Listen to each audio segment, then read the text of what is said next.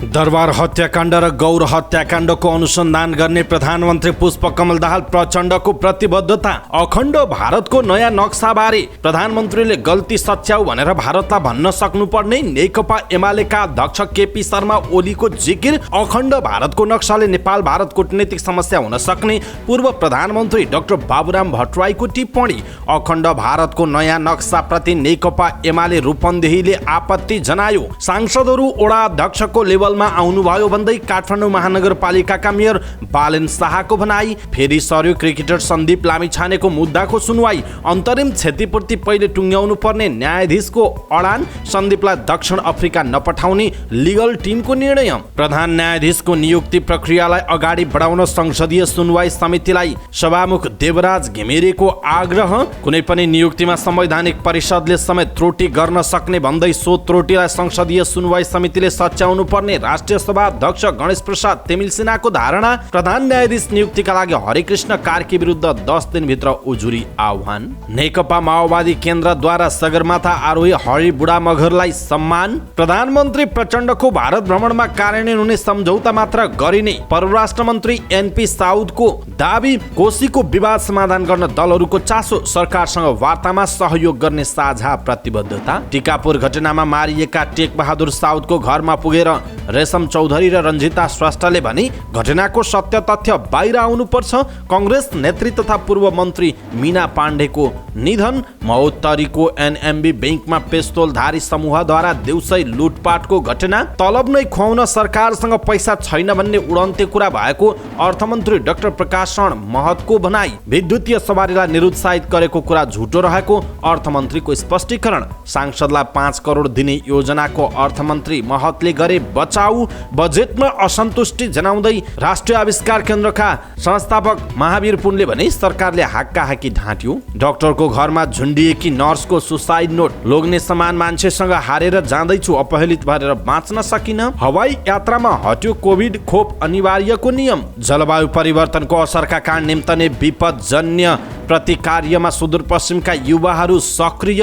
धादिङमा भिरबाट लडेर आमा छोराको मृत्यु। शनिबारदेखि बेपत्ता युवकको शव त्रिशुली नदीमा भेटियो। काठमाडौँमा आजदेखि रोजगार मेला सुरु। भारतको जम्मूमा बस दुर्घटना हुँदा 7 जनाको ज्यान गयो। जापानका प्रधानमन्त्री किसिदाद्वारा छोरा सोतारोलाई निजी सचिवबाट बर्खास्त। मलेसिया विरुद्धको दोस्रो टी20मा नेपालको सहज जित। र आइपिएल क्रिकेटको उपाधि चेन्नईलाई गुजरात 5 विकेटले पराजित। दर्शक महानुभाव नमस्कार। समाचारपाटी.com को न्यूज बुलेटिनमा यहाँलाई हार्दिक स्वागत छ।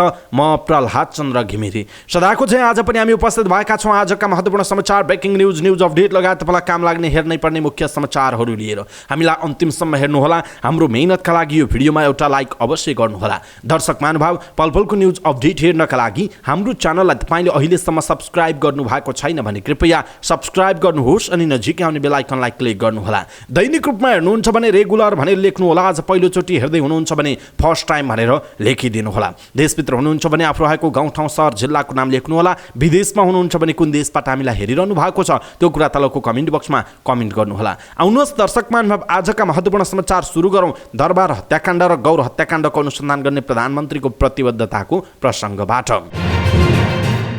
प्रधानमन्त्री पुष्पकमल दाहाल प्रचण्डले दरबार हत्याकाण्डको अनुसन्धान गरी निष्कर्षमा पुर्याउने बताउनु भएको छ। मङ्गलबार नेकपा माओवादी केन्द्रको पार्टी कार्यालय पेरिस टाढामा भएको माओवादी सल्लाहकार समिति र ज्येष्ठ कम्युनिस्ट मञ्चको संयुक्त बैठकलाई सम्बोधन गर्दै उहाँले यस्तो बताउनु भएको हो। उहाँले ठुला हत्याकाण्डका नामले परिचित दरबार हत्याकाण्ड, गौर हत्याकाण्ड लगायतका हत्याकाण्डको पनि अनुसन्धान गरिने निचोडमा पुग्ने बताउनु भएको छ। उहाँले 2046 सालको जनआन्दोलन पछिका सबै उच्च पदस्थ अधिकारीका सम्पत्ति विवरणको बारेमा खोजी गर्ने पनि प्रतिबद्धता व्यक्त गर्नुभयो। उहाँले भ्रष्टाचारका काण्ड र ठुला हत्याकाण्डका बारेमा अनुसन्धान गरी निष्कर्षमा पुर्याउनु पर्ने र नागरिकलाई यस बारेमा शङ्काहरूको छिनोफानो गर्नुपर्ने आवश्यकता रहेको बताउनुभयो। प्रधानमन्त्री दाहालले आफ्नो बुधबारबाट हुने भारत भ्रमणका क्रममा विद्युतको बजार क्षमताको ग्यारेन्टी हुने गरी छलफल गर्ने प्रतिबद्धता व्यक्त गर्नुभयो। उहाँले भारत भ्रमणकामा सीमाका विवादको विषयमा समाधान गर्ने उपाय खोज्ने र विश्वासको वातावरण बनाउन पहल गर्ने बताउनुभयो। उहाँले आफूले अहिले युवा अवस्थाको भन्दा बढी खटिरहेको पनि बताउनुभयो। दर्शक महानुभाव प्रधानमन्त्री प्रचण्डको यो भनाइ तपाईँलाई कस्तो लाग्यो आफ्नो कुरा तलको कमेन्ट बक्समा कमेन्ट गर्नुहोला।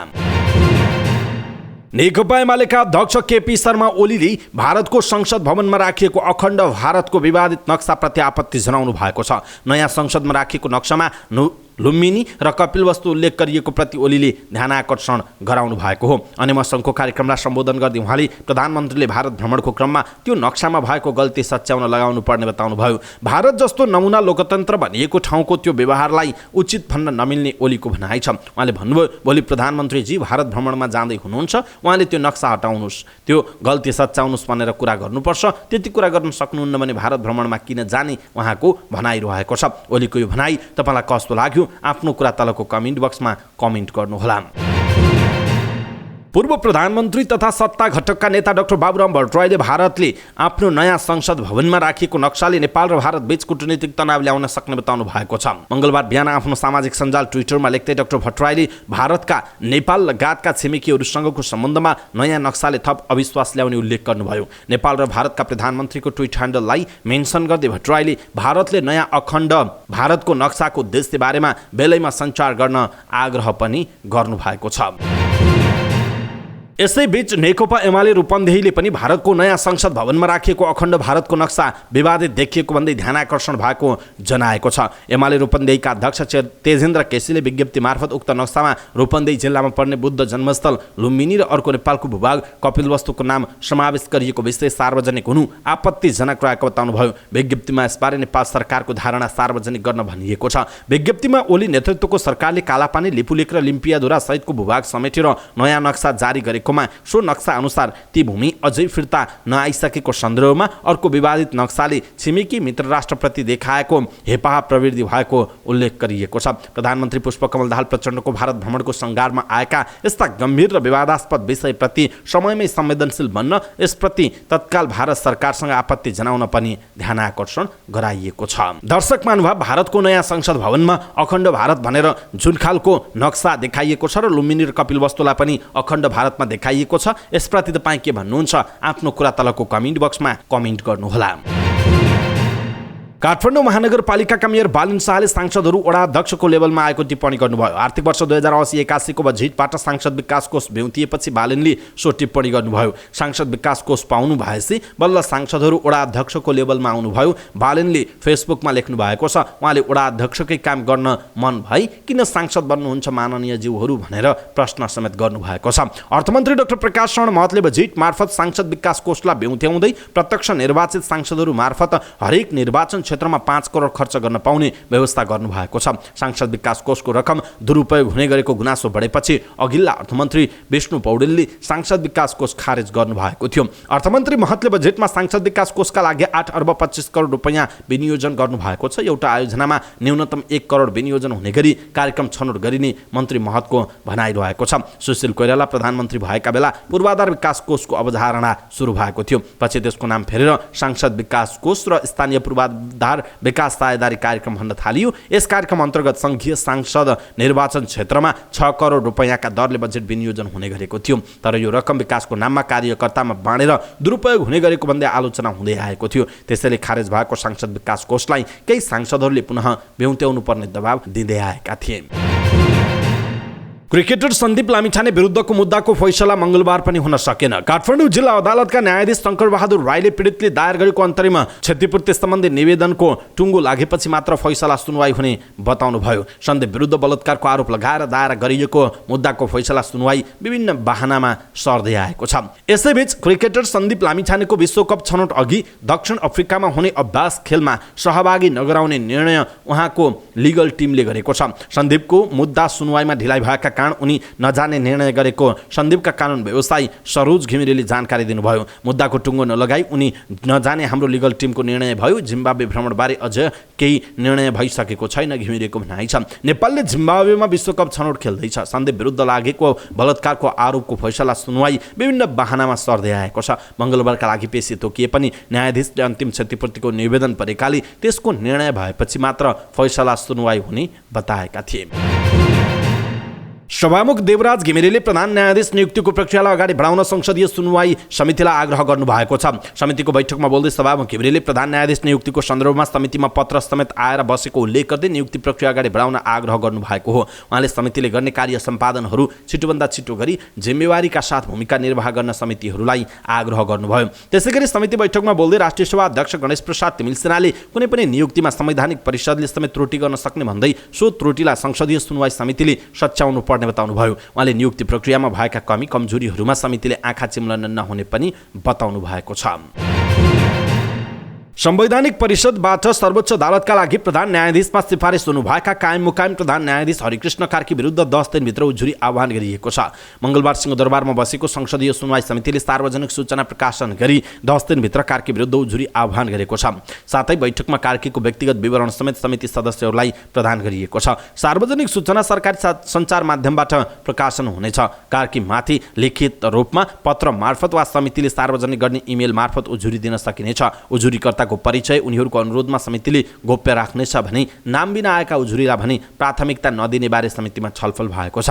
समितिका ज्येष्ठ सदस्य पशुपति शमशेर जबराको अध्यक्षतामा बसेको बैठकले सचिवालयबाट प्रस्ताव गरिएको संसदीय सुनवाई समितिको कार्यविधि 2080 को मस्यौदालाई परिमार्जनसहित पारित गरेको छ। बैठकका निर्णय सुनाउँदै ज्येष्ठ सदस्य सभापति जबराले नेपालको प्रधान न्यायाधीश पदका लागि सर्वोच्च अदालतका न्यायाधीश हरिकृष्ण कार्कीको नाम प्रस्ताव गरी संसदीय सुनवाईको लागि न्याय परिषदबाट समिति समक्ष वैशाख 27 गते पत्र प्राप्त भएको उक्त पत्र कार्कीको व्यक्तिगत विवरणको प्रतिलिपि समिति सदस्यहरूलाई वितरण गर्न सचिवालयलाई निर्देशन दिनुभयो। उहाँले संसदीय सुनवाई समितिको कार्यविधि 2080 को दफा 12 बमोजिम प्रस्तावित व्यक्तिको बारेमा सर्वसाधारणलाई जानकारी दिने र प्रस्तावित व्यक्तिको सम्बन्धमा कुनै सूचना भई सूचना उजुरी दिने प्रयोजनका लागि सो सम्बन्धी सूचना सरकारी सञ्चार माध्यमबाट सार्वजनिक गर्ने विषयलाई अनुमोदन गरेको घोषणा गर्नुभयो। सभापति जबराले सुनवाईका लागि समितिमा प्राप्त नाम सर्वसाधारणलाई जानकारी गराउने र प्रस्तावित व्यक्तिका सम्बन्धमा कुनै सूचना तथा उजुरी भए त्यस्तो सूचना वा उजुरी समिति समक्ष दिने प्रयोजनका लागि सरकारी सञ्चार माध्यम र इमेल जस्ता विद्युतीय माध्यम मार्फत संसदीय सुनवाई समितिको कार्यविधि 2080 को दफा 12 अनुसार सूचना प्रकाशन गर्न समिति सचिवलाई निर्देशन समेत दिनुभएको छ। नेकपा माओवादी केन्द्रले दुवै खुट्टा घुँडाभन्दा तल घुमाएर पनि सगरमाथाको कीर्तिमानी आरोहण गर्न सफल हरि बुढा मगरलाई सम्मान गरेको छ। पेरिस स्थित पार्टी केन्द्रीय कार्यालयमा माओवादी केन्द्रका उपाध्यक्ष कृष्णबहादुर महराले उहाँलाई सम्मान पत्र सहित खादा उडाएर सम्मान गर्नुभएको हो। त्यस अवसरमा महराले अपाङ्गता भएका व्यक्तिहरूको टिम नै बनाएर विश्वव्यापी रूपमा शान्तिको अभियान छेड्ने बुढामगरको अभियान रहेको र त्यसमा आफू र आफ्नो पार्टीले सक्दो सहयोग गर्ने प्रतिबद्धता व्यक्त गर्नुभयो। उहाँले कीर्तिमानी बुढामगरको आफ्नो जीवनलाई थप उत्साहका साथ अगाडि बढाउने मिसनको सफलता को पनि कामना गर्नुभयो। पार्टीको सम्मान कार्यक्रममा सहभागी भएकोमा पनि महराले बुढामगर प्रति आभार व्यक्त गर्नुभयो। परराष्ट्र मन्त्री नारायण प्रसाद साउद एनपी साउदले प्रधानमन्त्री पुष्पकमल दाहाल प्रचण्डको भारत भ्रमणमा कार्यान्वयन हुने सम्झौता मात्र गरिने दावी गर्नुभयो। उहाँले प्रधानमन्त्रीको भारत भ्रमण जेठको 17 गते अर्थात् भोलिबाट 20 गतेसम्म हुने बताउनुभयो। प्रधानमन्त्री दाहालको भारत भ्रमणलाई लिएर न्युज एजेन्सी नेपालसँग कुराकानी गर्दै उहाँले भारत भ्रमणका क्रममा नेपाल र भारत बीचको मैत्रीपूर्ण सम्बन्धलाई थप प्रगाढ बनाउने बताउनुभयो। उहाँले भ्रमणका क्रममा व्यापार तथा पारवहन, हवाई तथा स्थल यातायात सम्बन्ध, भौतिक पूर्वाधार विकास, आर्थिक सहयोग लगायतका मुद्दाहरूलाई अगाडि बढाउने प्रतिबद्धता व्यक्त गर्नुभयो। उहाँले भ्रमणमा नेपालमा बिजुली उत्पादन बढाउने र उत्पादनमा भारतीय लगानी सुनिश्चित गर्ने कुरालाई मुख्य जोड दिइने बताउनुभयो। उहाँले भारतीय भूमि प्रयोग गरी बङ्गलादेशमा ऊर्जा व्यापार गर्ने कुरामा भारतको सहयोग लिने भ्रमणको मुख्य विषय रहेको पनि बताउनु भएको छ। कोशी नामाकरणपछि प्रदेशमा भइरहेको आन्दोलन र आन्दोलनकारीको माग सम्बोधनका लागि राजनीतिक दलहरूले सहजीकरण गर्ने प्रतिबद्धता व्यक्त गरेका छन्। सरकारसँग वार्ता गराउन सहजीकरण गर्ने सत्तारूढ दलहरूको प्रश्नोक्ति छ। कोशी प्रदेश संवाद समूहले विराटनगरमा आयोजना गरेको सर्वदलीय संवादमा दलका प्रदेश स्तरीय नेता र केन्द्रीय सदस्यहरूले आन्दोलनरत पक्षसँग तत्काल ठोस वार्ता थाल्न र वार्ताको वातावरण बनाउन सरकारलाई आह्वान गरेका छन्। उनीहरूले सरकारलाई वार्ता समिति बनाएर वार्ता प्रक्रिया अगाडि बढाउन आग्रह गरेका हुन्। प्रदेशमा देखिएको असामान्य परिस्थितिलाई समाधान गर्नका लागि सबै दलहरूले छलफल थाल्ने र एक भएर अगाडि बढ्ने पनि बताएका छन्। संवादमा नेपाली कांग्रेस, नेकपा एमाले, नेकपा माओवादी केन्द्र, राष्ट्रिय प्रजातन्त्र पार्टी, नेकपा एकीकृत समाजवादी समाजवादी जनता समाजवादी दलका प्रदेश अध्यक्ष सचिव तथा केन्द्रीय सदस्य सहभागी थिए। नेकपा एमालेका प्रदेश अध्यक्ष तुलसी नेउपानेले वर्तमान समस्या समाधान गर्नका लागि सबै दलहरू एक हुनुपर्ने बताउनु भएको छ।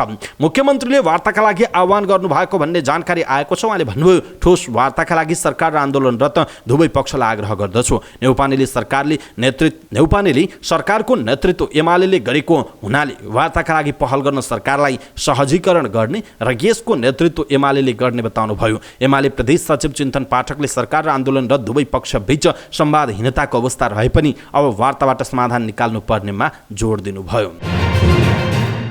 रेशम चौधरी र रञ्जिता चौधरी श्रेष्ठ टेकबहादुर साउदको घरमा पुग्नु भएको छ। साउदको अभिभावकलाई रेशमले घटनाको सत्य तथ्य बाहिर ल्याउन आफूले पनि पहल गर्ने बताउनुभयो। उहाँले लाल आयोगको प्रतिवेदन सार्वजनिक गर्दा धेरै तथ्य बाहिर आउने भन्दै सरकारलाई उक्त प्रतिवेदन सार्वजनिक गर्न समेत आग्रह गर्नुभयो। हिजो रिहा भए लगत्तै चौधरीले बालकसहित अन्य प्रहरी अधिकारीहरूले पनि न्याय पाउनुपर्ने बताउनु भएको थियो। त्यसका लागि उच्चस्तरीय आयोग बनाउनु पर्ने उहाँको माग छ। उहाँले टिकापुर घटना पहिचानको आन्दोलनका क्रममा भएको भन्दै यसलाई राजनैतिक ढङ्गबाट हल गरिनुपर्ने बताउँदै आउनु भएको छ। रेशम पत्नी रञ्जिता श्रेष्ठ सोही क्षेत्रबाट प्रतिनिधि सभामा निर्वाचन हुँदै हाल मन्त्री हुनुहुन्छ। उहाँले आज पनि सरकारले उक्त घटनामा शहादत प्राप्त गरेकालाई न्याय दिनुपर्ने बताउनु भयो। रञ्जिता सुरुबाट नै उनीहरूले न्याय पाउनुपर्ने र टिकापुर घटनाको तथ्य बाहिर आउनुपर्ने बताउँदै आउनु भएको छ। 2072 साल भदौको 7 गते आन्दोलनका क्रममा 2.5 वर्षका साउद सहित 8 प्रहरीको ज्यान गएको थियो। दर्शक महानुभाव, यसप्रति तपाईँको धारणा के छ? आफ्नो धारणा तलको कमेन्ट बक्समा कमेन्ट गर्नुहोला।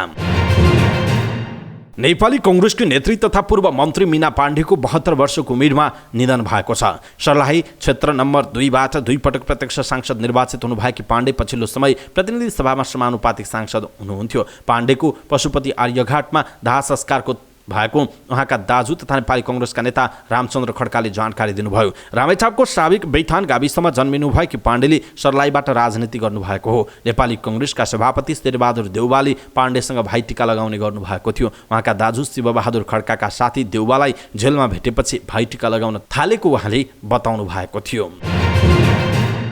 महोत्तरीको औरोही गाउँपालिका 2 स्थित औरोही बजारमा रहेको एनएमबी बैंकमा हतियारधारी समूहले लुटपाट गरेको छ। पिस्तोल सहित आएका 4 जना लुटेराले बैंकका कर्मचारीलाई त्रास देखाउँदै 38 लाख रुपैयाँ लुटेर भागेको प्रहरीले जनाएको छ। महोत्तरी प्रहरीका प्रवक्ता डीएसपी दिलीप कुमार गिरीले बैंकबाट 38 लाख रुपैयाँ लुटेर लगेको बताउनुभयो। उहाँले भन्नुभयो, लुटेराहरू पिस्तोल बोकेका थिए। मुख छोपेका लुटेराहरूको गतिविधि सीसी क्यामेरामा कैद भएको छ। खोजी गरिरहेका छौँ। लुटपाटपछि बैंकहरू बन्द गरिएको छ। अहिले बैंक आसपासमा भिड बढेको जनाइएको छ।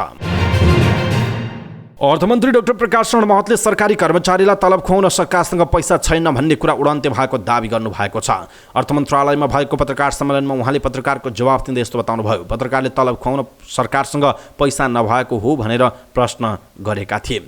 यसैबीच अर्थमन्त्री डाक्टर प्रकाश शरण महतले बजेटको ध्येय विद्युतीय सवारी साधनलाई निरुत्साहित गर्ने नभएको बताउनुभयो। सरकारले इन्ट्री लेभलका लागि र नेपालमा धेरै आयात भएर प्रयोगमा रहेका 50 देखि 100 किलोवाटका सम्मका विद्युतीय सवारीमा 15% भन्सार अन्तःशुल्क बढाएको छ। यसले निजी प्रयोजनका विद्युतीय सवारी करिब 25% महँगो हुने अवस्था बनेको छ।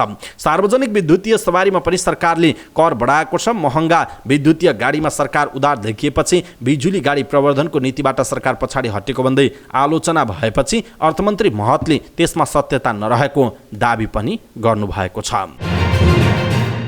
यसैबीच अर्थमन्त्री डाक्टर प्रकाश शरण महतले सांसदहरूलाई पैसा बाँड्ने गरी ल्याइएको संसदीय क्षेत्र पूर्वाधार विकास कार्यक्रमको बचाउ गर्नुभयो। अर्थ मन्त्रालयमा पत्रकार सम्मेलन गर्दै अर्थमन्त्री महतले कार्यक्रमले स्थानीय आवश्यकताको सम्बोधन गर्ने दावी गर्नुभयो। यो सांसद विकास कोष होइन, संसदीय क्षेत्र पूर्वाधार विकास कार्यक्रम हो। उहाँले भन्नुभयो, सांसदहरूलाई कुनै आयोजना सिफारिस गर्न नै नपाउने भन्नु भएन। त्यहाँका आवश्यकता त्यहीँका जनप्रतिनिधिलाई थाहा हुने हुनाले सिफारिस गर्न पाउने भनिएको हो। महतले 5 करोड रुपैयाँ सङ्घीय मन्त्रालय अन्तर्गतकै विभागहरूले ठेक्का लगाएर काम हुने बताउनुभयो। उहाँले त्यो कार्यक्रमको बजेट दुरुपयोग नहुने बताउनुभयो। 1 करोड माथिका मात्रै आयोजनामा पैसा खर्च गर्नुपर्ने भएकाले त्यो उपभोक्ता समिति मार्फत गर्न नमिल्ने उहाँको भनाइ छ। यो तल जाने होइन, मन्त्रालय अन्तर्गतका विभागले ठेक्का लगाउने हो। सांसदले त सिफारिस मात्रै गर्ने हो। मन्त्री महतले भन्नुभयो, अब उनीहरू आफैले वा उपभोक्ता समिति मार्फत काम गर्न पाउँदैन उहाँको भनाइ छ। अर्थ मन्त्रालय स्रोतका अनुसार हालसम्म यस कार्यक्रमको कार्यविधि बनेको छैन। 1 करोडभन्दा कमका आयोजना कार्यान्वयन हुँदैनन्। सांसदहरूले सिफारिस गरेका कार्यक्रम मन्त्रालय आउने, मन्त्रालयले आयोजना फाइल गरेर सम्बन्धित विभागलाई बजेटसहित पठाउने र विभागले त्यो कार्यक्रम कार्यान्वयन गर्ने हिसाबले कार्यविधि बन्नेछ। मन्त्रालय स्रोतले भनेको छ त्यही अनुसार मन्त्री परिषदबाट कार्यविधि पारित हुने अपेक्षा छ भनेर भनिएको छ। दर्शक महानुभाव, यसप्रति तपाईँको धारणा के छ? आफ्नो धारणा तलको कमेन्ट बक्समा कमेन्ट गर्नुहोला। राष्ट्रिय आविष्कार केन्द्रका अध्यक्ष महावीर पुनले सरकारले आविष्कार तथा नवप्रवर्तन स्टार्टअपका लागि कुल विकास बजेटको 1% रकम छुट्याउने भनेर झुटो कुरा गरेको आरोप लगाउनुभयो। गत वैशाख 18 सरकार र पुनबीच अनुसन्धान तथा विकास, नवप्रवर्तन र आविष्कारका लागि विकास बजेटको 1% रकम छुट्याउने सहमति भएको थियो। तर सरकारले आविष्कार र नवप्रवर्तनका लागि 1 अर्ब रुपैयाँ मात्र छुट्याएकोमा उहाँ असन्तुष्ट हुनुभएको हो र पुनले सरकारलाई यसको ठूलो मूल्य चुकाउनु पर्ने चेतावनी दिनुभएको छ। सरकारले आगामी आर्थिक वर्षको बजेटमा 3 खर्ब 2 अर्ब 7 करोड रुपैयाँ विकास निर्माणका लागि छुट्याएको छ।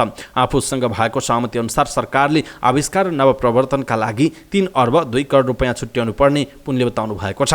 बजेटमा छुट्याइएको पुँजीगत खर्च 3 खर्ब 2 अर्ब 7 करोड रुपैयाँको 1% 3 अर्ब 2 करोड 70 लाख रुपैयाँ हुन्छ। कसरी 1 अर्ब रुपैयाँ निकालियो? यसरी हाकाहाकी ढाँट्ने काम नगरौँ, पुनले आफ्नो फेसबुकमा लेख्नु भएको छ। बजेट वक्तव्यमा अर्थमन्त्री डाक्टर प्रकाश शरण महतले विकास बजेटको 1% रकम अनुसन्धान, नवप्रवर्तन र आविष्कारका लागि छुट्याउने नीति लिने उल्लेख गर्नु भएको छ। तर अनुसन्धान, नवप्रवर्तन र आविष्कारका लागि छुट्टै कोष स्थापना गर्न 1 अर्ब रुपैयाँ विनियोजन गर्नु भएको छ। बजेटको वक्तव्यमा भनिएको छ कोष सञ्चालन गर्न आवश्यक कानुन तर्जुमा गरिनेछ। सरकारका विभिन्न निकायबाट हुने अनुसन्धान, नवप्रवर्तन र आविष्कार सम्बन्धी कार्यक्रमलाई यसमा आबद्ध गर्दै लगिनेछ। त्यस्तै प्रदेश र स्थानीय तहलाई यस कोषमा रकम जम्मा गर्न प्रोत्साहित गर्ने, नवप्रवर्तन, आविष्कार र अनुसन्धान सम्बन्धी कार्यमा समन्वय एवं सहजीकरण गर्न शिक्षा, विज्ञान तथा प्रविधि मन्त्रालयमा छुट्टै एकाइ स्थापना गर्ने व्यवस्था पनि बजेटमा गरिएको जनाइएको छ। तर महावीर पुनसहित वैज्ञानिकहरूले यस बजेटको यो व्यवस्थामा चित्त बुझाएका छन्। नेपाल विज्ञान तथा प्रविधि प्रज्ञा प्रतिष्ठान नास्टका प्राज्ञ डाक्टर दिनेश भुजू अनुसन्धान, आविष्कार र नवप्रवर्तनका लागि विकास बजेटको 1% रकम विनियोजन गर्ने भनी आफैले गरेको सहमति पनि सरकारले पालना नगरेको बताउनुभयो। वैज्ञानिक समुदायले कुल गार्हस्थ्य उत्पादन जीडीपीकै 1% अनुसन्धान, नवप्रवर्तन र आविष्कारका लागि बजेट माग गरेको बताएका छन्। तर सरकारले नेपालको अहिलेको परिस्थितिमा गाह्रो हुने भनेपछि विकास बजेटको 1% माग गर्ने निर्णय भएको थियो।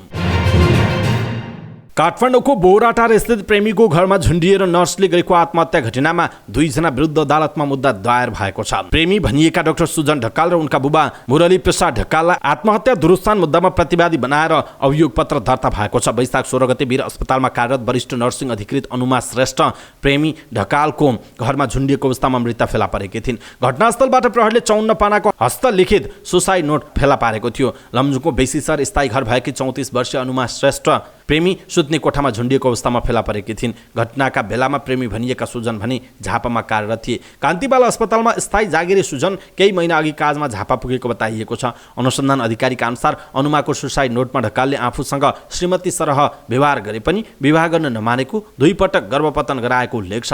म जाँदैछु मम्मी र बुबा, आफ्नो लोग्ने समान मान्छेसँग हारेर जाँदैछु, म अपहेलित भएर बाँच्न सकिनँ, सायद मेरो भाग्य र नियति यति मात्रै थियो। घटनास्थलबाट बरामद भएको अनुमाको सुसाइड नोटमा लेखिएको छ। अनुसन्धान अधिकारीका अनुसार घटनास्थलमा भेटिएको मृतकको झोलामा केही औषधि पनि भेटिएको थियो। बयानका क्रममा प्रतिवादी सुजनले 2073 सालदेखि अनुमासँग चिन्जान रहेको बताएका छन्। त्यतिबेला सरकारी नियुक्ति पाएर सिन्धुली अस्पतालमा काम गर्ने क्रममा त्यही नर्स रहेको अनुमासँग चिन्जान भएको उनको भनाइ छ। त्यतिबेला उक्त अस्पतालमा अनुमा नर्सिङ इन्चार्ज हुनुहुन्थ्यो भने म मेडिकल अधिकृत, सुजनले भनेका छन्। सुजनले अनुमा आफ्नो साथी मात्र भएको र कहिले पनि विवाह गर्ने वचन नदिएको दाबी गरेका छन्। सुजनका अनुसार आफूसँग प्रेम गर्ने गरेको बताउने अनुमाले 2079 वैशाखमा आत्महत्याको प्रयास पनि गरेकी थिइन्। त्यसको 4 महिना अघि अनुमा आफ्नी आमा र साथीलाई लिएर विवाहको प्रस्तावसहित घरमा आएको तर आफूले अस्वीकार गरेको उनको भनाइ छ। घटना हुनु अघिल्लो दिन अनुमा झापा आएको उनले बताएका छन्। सुजनका अनुसार अनुमा वैशाख 14 गते साँझ 8 बजे आफू पार्ट टाइम काम गर्ने झापाको ओम साई पाथिवरा अस्पतालको अपरेसन थिएटर अगाडि कुरुवा बस्ने ठाउँमा कोरेर बसेको अवस्थामा भेटेको र उनलाई त्यहाँ छाडेर आफू क्वार्टर गएका थिए। भोलिपल्ट 12:30 बजे पनि अनुमालाई त्यहीँ भेटेको र अनुमाले रातभर कुरुवा बस्ने ठाउँमै रहेर आफूलाई पर्खिएको बताएको सुजनले बयानका क्रममा भनेका छन्। सरकारले अन्तर्राष्ट्रिय हवाई यात्रुका लागि नेपालमा अनिवार्य गरेको पीसीआर नेगेटिभ रिपोर्ट तथा कोभिड खोप लगाएको प्रमाणपत्र साथमा बोक्नुपर्ने प्रावधान हटाएको छ। संस्कृति, पर्यटन तथा नागरिक उड्डयन मन्त्रालयले नेपाल नागरिक उड्डयन प्राधिकरणलाई आइतबार एक पत्र पठाउँदै कोभिड-19 प्रोटोकल बारे भएको निर्णय कार्यान्वयन गर्न निर्देशन दिएको छ। मन्त्रालयका अनुसार 31 वैशाखमा बसेको कोभिड-19 सङ्कट व्यवस्थापन समन्वय केन्द्रले हवाई यात्रुका लागि 72 घण्टाभित्रको पीसीआर नेगेटिभ रिपोर्ट वा खोप अनिवार्य गरिएको नियम हटाउने निर्णय लिएको हो। सोहीअनुसार प्राधिकरणले पनि यो नियम कार्यान्वयनमा ल्याएको जनाइएको छ। यो नियम हटेसँगै अन्तर्राष्ट्रिय गन्तव्यबाट नेपाल आउने यात्रुले साथमा बोक्नुपर्ने खोपको QR code, PCR negative report अनिवार्य बोक्नुपर्ने छैन। तर नेपालबाट विदेश जाने यात्रुको हकमा भने सो गन्तव्य मुलुकले तोके अनुसारका कागजात बोक्नुपर्छ। विश्व स्वास्थ्य सङ्गठनले 2023 मे 5 मा एक सिफारिस पत्र जारी गरी कोभिड-19 लाई विश्वव्यापी महामारीबाट हटाएको छ। जलवायु परिवर्तनको असरका कारण निम्तने विपदजन्य घटनाको प्रति कार्यका लागि स्थानीय स्तरमा युवाहरू सक्रिय हुन थालेका छन्। मुलुक सङ्घीय संरचनामा गएपछि विपद जोखिम न्यूनीकरण तथा व्यवस्थापनको सम्पूर्ण जिम्मेवारी स्थानीय सरकारमा हस्तान्तरण गरिएको छ। स्थानीय सरकारले पर्याप्त साधन स्रोतको अभावमा प्रभावकारी काम गर्न नसकिरहेका बेला स्थानीय युवाहरू विपदजन्य घटनाको प्रति कार्यका लागि सक्रिय हुन थालेका हुन्। विपदजन्य घटनाको अत्याधिक जोखिमको रूपमा परिचित हुँदै आएको कञ्चनपुर जिल्लाको दोधरा चाँदनी नगरपालिकाका युवाहरू विपद जोखिम न्यूनीकरण र व्यवस्थापनमा सक्रिय हुन थालेका छन्। स्थानीय सामाजिक परिचालक सुनिल सेट्टी समुदायको बाढी उत्थानशीलताका लागि पूर्व सूचना, खोज तथा उद्धार सम्बन्धी तालिम दिने गरेको बताएका छन्। वर्षेनै बाढी र डुबानको चपेटामा परेर विस्थापित हुनेको सङ्ख्या बढ्दै गर्दा युवाहरू विपद प्रतिकार्यमा जुटेका छन्। उनीहरूले स्थानीय तहमा विपद जोखिम न्यूनीकरणमा काम गर्दै आएको सङ्घ संस्थाको सहयोगमा जनप्रतिनिधिलाई पनि जबरजस्त सहभागी गराएर विभिन्न किसिमका युवा सञ्जालहरू गठन गरेको जनाइएको छ। धादिङको बेनीघाट रोराङ गाउँपालिका वडा नम्बर 2 मा भिरबाट लडेर आमा छोराको मृत्यु भएको छ। भिरबाट लडेर स्थानीय 19 वर्षीय अप्सरा चेपाङ र उनका 2 वर्षका छोरा साधनको मृत्यु भएको हो। सोमबार अपराह्न घाँस काट्न गएका बेला छोरा भिरबाट लडेपछि उनलाई उद्धार गर्न जाँदा आमा पनि खसेर दुवैको मृत्यु भएको धादिङ प्रहरीले जनाएको छ। अप्सरा 8 महिने गर्भवती थिइन्। यसैबीच गत शनिबार त्रिशुली नदीमा पौडी खेल्ने क्रममा बेपत्ता भएका भक्तपुरका 24 वर्षीय रोमी शाह ठकुरीको शव गजुरी गाउँपालिका स्थित 40 नजिकै फेला परेको जनाइएको छ। नेपाल उद्योग वाणिज्य महासङ्घको आयोजनामा काठमाडौँमा आजदेखि रोजगार मेला सुरु भएको छ। मङ्गलबारदेखि टेकु स्थित महासङ्घको कार्यालयमा जेठको 16 र 17 गते मेला हुनेछ। त्यस्तै श्रम, रोजगार तथा सामाजिक सुरक्षा मन्त्रालय र अन्तर्राष्ट्रिय श्रम सङ्गठनको सहयोगमा रोजगार मेला सुरु भएको हो। मेलाको उद्घाटन कार्यक्रममा बोल्दै महासङ्घका अध्यक्ष चन्द्रप्रसाद ढकालले रोजगार मेलाले जनशक्ति चाहिने कम्पनी र रोजगारी आवश्यक हुनेहरू बीचमा पुलको काम गर्ने बताउनुभयो। उहाँले महासङ्घले वीरगञ्ज र बुटवलमा रोजगार मेला सम्पन्न गरेको र राम्रो प्रतिक्रिया पाएको बताउनुभयो। उहाँले त्यस्ता मेलाले नेपालमा भएका जनशक्ति उद्योग व्यवसायमा उपलब्ध गराउनु सहयोग पुर्याउने बताउनुभयो। उहाँले पछिल्लो समय वैदेशिक रोजगारीमा जाने युवाहरूलाई रोजगार मेलाले रोक्न सक्ने बताउनुभयो। अध्यक्ष ढकालले आगामी आर्थिक वर्षको बजेटमा समेत निजी क्षेत्रको मनोबल उच्च राख्न हरेक क्षेत्रबाट सरकार सहयोग गर्न उल्लेख गर्नु भएको छ। उहाँले सरकारले ल्याएको बजेटले निजी क्षेत्रको सहकारी आवश्यकतामा ल्याएको बताउनुभयो। अध्यक्ष ढकालले बजेटले स्टार्टअप र सेवा विकासका विषयमा बजेटमा समेटेका विषय निजी क्षेत्रले उठाएको बताउनु भएको छ। भारतको जम्मूमा बस दुर्घटना हुँदा 7 जनाको मृत्यु भएको छ। 12 जना घाइते भएको समाचार छ। अमृतसरबाट कटेरा जाँदै गरेको बस झन्झर कोटली भन्ने स्थानमा दुर्घटना हुँदा 7 जनाको मृत्यु भएको समाचार एजेन्सी एएनआईले जनाएको छ। सो बसमा बिहारका बासिन्दा चढेका थिए। घाइतेहरूमध्ये 4 जनाको अवस्था गम्भीर छ। उनीहरूको उपचार सरकारी अस्पतालहरूमा भइरहेको जनाइएको छ। जापानका प्रधानमन्त्री फुमियो किसिदाले आफ्ना छोरा सोतारो किसिदालाई निजी सचिवबाट बर्खास्त गरेका छन्। प्रधानमन्त्रीको सरकारी निवासमा अनुपयुक्त व्यवहार गरेका कारण आफूले छोरालाई निजी सचिवबाट हटाउन परेको प्रधानमन्त्री किसिदाले बताएका छन्। सोतारो किसिदाले गएको वर्ष प्रधानमन्त्रीको सरकारी निवासमा आफन्तलाई निम्ता गरी भोज गरेको तस्बिरसहित समाचार सार्वजनिक भएको थियो। अघिल्लो हप्ता समाचार सार्वजनिक भएपछि छोरालाई प्रधानमन्त्रीले पदबाट हटाउने घोषणा गरेका हुन्। विपक्षी दलले निरन्तर आलोचना गरेपछि प्रधानमन्त्रीले छोरालाई पदमुक्त गर्ने निर्णय गरेको समाचार संस्था एएफपीले जनाएको छ। 5 टी20 खेलको श्रृङ्खला अन्तर्गत दोस्रो खेलमा नेपालले मलेसियामाथि 7 विकेटको सहज जित हासिल गरेको छ। पहिलो खेलमा सोमबार 50 रनमै अल आउट भएपछि आलोचित बनेको नेपालले दोस्रो खेलमा संयमित प्रदर्शन गरेको हो। नेपालले पहिलो खेल 5 विकेटले गुमाएको थियो। यो सँगै श्रृङ्खला बराबरीको अवस्थामा पुगेको छ। यूकेएम क्रिकेट ओभरमा मलेसियाले दिएको 98 रनको लक्ष्य नेपालले 17.3 ओभरमा 3 विकेट गुमाएर पूरा गरेको हो। नेपालका लागि कप्तान रुबिना छेत्रीले सर्वाधिक अभिजित 29 रन बनाइन्। उनले छक्का प्रहार गरी टिमको टिमको जित निश्चित गरेकी थिइन्। रुबिनाले 21 बलमा 3 चौका र 1 छक्का प्रहार गरिन्। ओपनर द्वय कविता कुँवर र सीता राणा मगरले 33 रनको सुरुवाती साझेदारी गरेका थिए। सीता 22 बलमा 2 चौका र 1 छक्का सहित 23 रन बनाएर आउट भएपछि आएकी कविताले बिन्दु रावलसँग मिलेर दोस्रो विकेटका लागि 30 रनको साझेदारी गरिन्। बिन्दु 18 बलमा 17 रन बनाएर आउट भइन्। तेस्रो विकेटका लागि कविता 26 रन बनाएर आउट भइन्। सम्झना खड्का 2 रनमा अभिजित रहिन्। बलिङमा मलेसियाका एलिसा निकानुर अटिएला र विनिफ्राइडले 1-1 विकेट लिए। यसअघि टस जितेर पहिला ब्याटिङ गरेको मलेसियाले निर्धारित ओभरमा 5 विकेट गुमाएर 97 रनको योगथल बनाएको थियो। सुरुवात राम्रो गरे पनि मलेसियाका ब्याटरहरूलाई नेपाली बलरहरूले रोकेका थिए। बलिङमा नेपालकी कप्तान रुबिना छेत्रीले 2 विकेट लिएकी थिइन्। उनले 4 ओभरमा 16 रन मात्र खर्चिन्। कविता कुँवर र इन्दु वर्माले 1-1 विकेट लिए। दुवै बीचको तेस्रो खेल अब बिहिबार हुने जनाइएको छ। इन्डियन प्रिमियर लिग आइपिएल क्रिकेटको उपाधि चेन्नई सुपर किङ्सले जितेको छ। गैराती भएको फाइनल खेलमा गुजरात टाइटन्सलाई डकवर्थ लेविस पद्धतिको आधारमा 5 विकेटले हराउँदै चेन्नई 5औं पटक च्याम्पियन बनेको हो। जितसँगै चेन्नईले मुम्बई इन्डियन्ससँग उपाधिमा बराबर गरेको छ। डकवर्थ लेविसमा ओभर घटाउँदै चेन्नईले 15 ओभरमा 171 रनको लक्ष्य पाएको थियो। चेन्नईले यसअघि सन् 2010, 11, 18 र 21मा उपाधि जितेको थियो। वर्षाका कारण खेल 5 ओभर घटाइएको थियो। सुरुमा 215 रनको लक्ष्य पाएको चेन्नईले पहिलो ओभरमा नै पानी परेपछि खेल रोकिएको थियो। चेन्नईका डेभन कन्वे 47 तथा ऋतुराज गायकवाड 26 रनमा आउट भए। शिवम दुबे 32 रनमा र रविन्द्र जडेजा 15 रनमा अभिजित रहे। गुजरातका मोहित शर्माले 3 विकेट लिए। यस्तै नूर अहमदले 2 विकेट लिए। त्यसअघि अहमदाबादमा टस हारेर पहिला ब्याटिङ गरेको घरेलु टोली गुजरातले निर्धारित 20 ओभरमा 4 विकेट गुमाउँदै 214 रन बनाएको थियो। गुजरातका साई सुदर्शनले सर्वाधिक 96 रन जोडे। रिद्धिमान शाह 54 रनमा तथा शुभमन गिल 39 रनमा आउट भए। चेन्नईका मथिसा पाथिरानाले 2 विकेट लिए। दीपक चहार र रविन्द्र जडेजाले समान 1-1 विकेट लिए। महेन्द्र सिंह धोनीको टोली चेन्नई 5औं पल्ट च्याम्पियन बन्दा साबिक विजेता गुजरात उपाधि रक्षा गर्न असफल भएको हो। अवस्था समाचारपाटी.com को न्यूज बुलेटिन अहिलेलाई यति नै। हामीले प्रस्तुत गरेका समाचारहरूप्रति तपाईको धारणा के छ? आफ्नो धारणा तलको कमेन्ट बक्समा कमेन्ट गर्नुहोला। हाम्रो मेहनतका लागि यो भिडियोमा एउटा सानो लाइक अवश्य गर्नुहोला। दर्शक महानुभाव, पलपलको न्यूज अपडेटका लागि हाम्रो च्यानललाई तपाईले अहिलेसम्म सब्स्क्राइब गर्नुभएको छैन भने कृपया सब्स्क्राइब गर्नुहोस् अनि नजिकै आउने बेल आइकनलाई क्लिक गर्नुहोला। समाचारपाटी न्यूज बुलेटिन नेपाली समयअनुसार भोलि बिहान 5 बजे लिएर फेरि हामी उपस्थित हुनेछौँ। पलपलको न्यूज अपडेटका लागि समाचारपाटी हेर्दै गर्नुहोस्। नमस्कार।